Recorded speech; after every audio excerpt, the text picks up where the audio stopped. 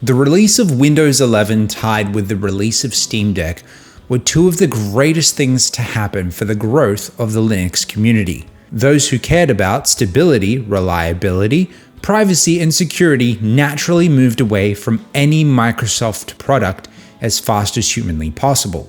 Where publicly traded shareholder-first companies would see this as an opportunity to take the leftover customers and tout themselves as the best replacement for Windows, Linux distribution maintainers didn't have to do much at all, because they were already hard at work creating the best operating systems they could long before Microsoft shot themselves in the foot for like the 100th time.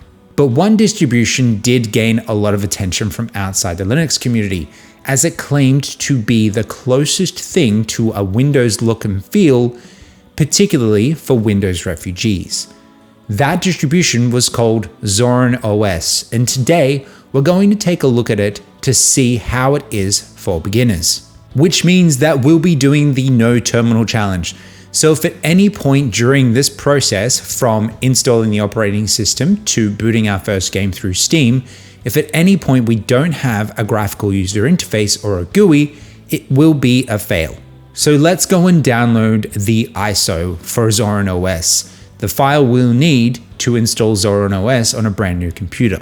Start by typing Zorin OS into your search engine. You're looking for a link that looks like this. We could click download here, but let's see what the front page of Zorin's website looks like. Straight away, Zorin goes on the offensive by naming Windows and even Mac OS. Before we click download, let's scroll down just as a first-time user might and see what else Zorin OS wants us to know about it.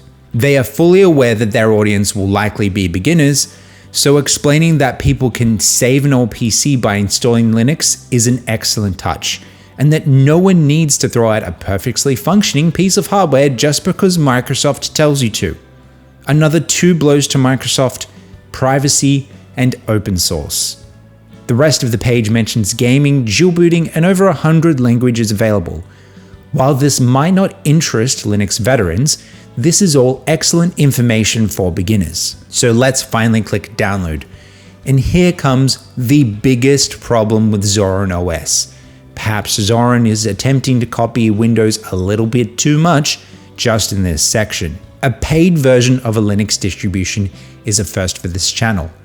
And while that's not a problem in theory, what really leaves a bad taste is that this one is shown on the download page first, where the free version that is perfectly functional is just below and hidden.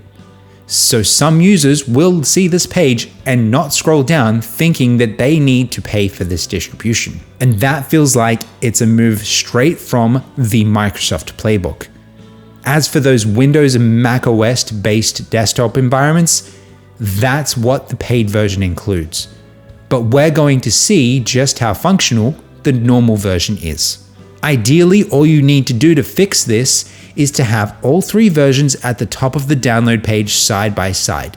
Then the user can make a proper decision about what they want to do. But let's continue to see if, just like Windows, Zorin OS is going to harass us to pay for the Pro version continuously during and after installation. This is the part where we'd normally go through the very fast version of setting up a Ventoy USB, but in this case, the team at Zorin have done an excellent job writing up a guide on their site. So if you just want to install Zorin, then follow their guide. But if you want to try multiple distributions before picking one to install, then check this video out where we go into a long detailed guide about setting up Ventoy on your USB.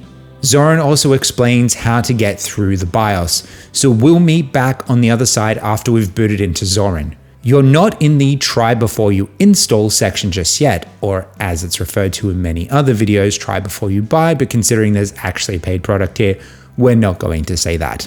The try before you install section is the one on the left, but we're going to install this properly, so we'll be picking the one on the right. Erase disk is the simplest option. Partitioning is not for beginners, and if you're hoping to dual boot with Microsoft's Windows and any Linux distribution, Microsoft will purposely go and break your Linux installation so you can't boot into it anymore. Multiple Linux distributions are happy to play nice with each other. Another blow to Microsoft, local accounts. Absolutely impossible according to Microsoft. Absolutely possible with Mac OS and absolutely any other Linux distribution. We'll get a reminder of just how bad online accounts are with Microsoft a bit later. Then we click install, and so far we haven't had any ads for Zorin OS Pro. But another detail that we've left out is that this PC has not been connected to the internet since Zorin OS has started its installation process. So if Zorin OS was in our other video where we looked at which Linux distributions were happy to work offline and which weren't, it would have made it to at least phase 2 without a hitch. And in case you're wondering, a trial install was done online to see if there were any ads for Zorin OS Pro, but there weren't any. But what about when we restart after installing and get into the operating system proper? Let's find out. Going through every page of this welcome menu, there's still nothing about Zorin OS Pro. Think about how many times Microsoft would have put OneDrive, Edge, and Office ads if this had been Windows. Appearance settings, like dark mode, are a separate app from settings. And now we'll connect online, but still no pop-ups about Zorin OS Pro. If your resolution is higher than 1080p, this is for you. Right-click on the desktop and select Display Settings, just like Windows and just like just about every other Linux distribution. 200% is great for 4K, and fractional scaling will get you anything in between. Next up, let's see what happens once we've checked for updates. It's also a separate app to the Software Center. Remember that Microsoft's favorite place to put ads is after a pretend update, with up to 9 full-screen ads after a reboot, stopping you from using your PC. But Zorin OS hasn't done that here either. So let's go and install Steam. Opening the software app and searching for Steam is easy, with a drop-down for both Flatpak and apt. You'll want apt as it's more integrated with the OS, but Flatpak is still viable. A reminder that this does not work on Ubuntu, which is why we don't recommend Ubuntu. From here on out, the install process for Steam will look almost identical to Windows. You know what to do with logging in, and once we're on the other side, pick a game you want to install, check its status on ProtonDB, and if it's good, then click install, just like Windows, besides the extra check for ProtonDB. Once your game has done downloading, if you click play from the download section of Steam and nothing happens, go back to the games page in your library and you'll see that it's likely doing its first time setup. This is something that would also happen on Windows. Then once the first time setup is done, your game should boot. Remember that Microsoft Online account issue mentioned before? No matter what OS you're running, good luck signing in here. Once we've reset our password for the millionth time because the trillion-dollar company can't afford security, we can see Forza Horizon 5 up and running in its benchmark mode. So that's Zorin OS. The only criticism is that download page, where all 3 versions should be side by side so the user can make an informed decision.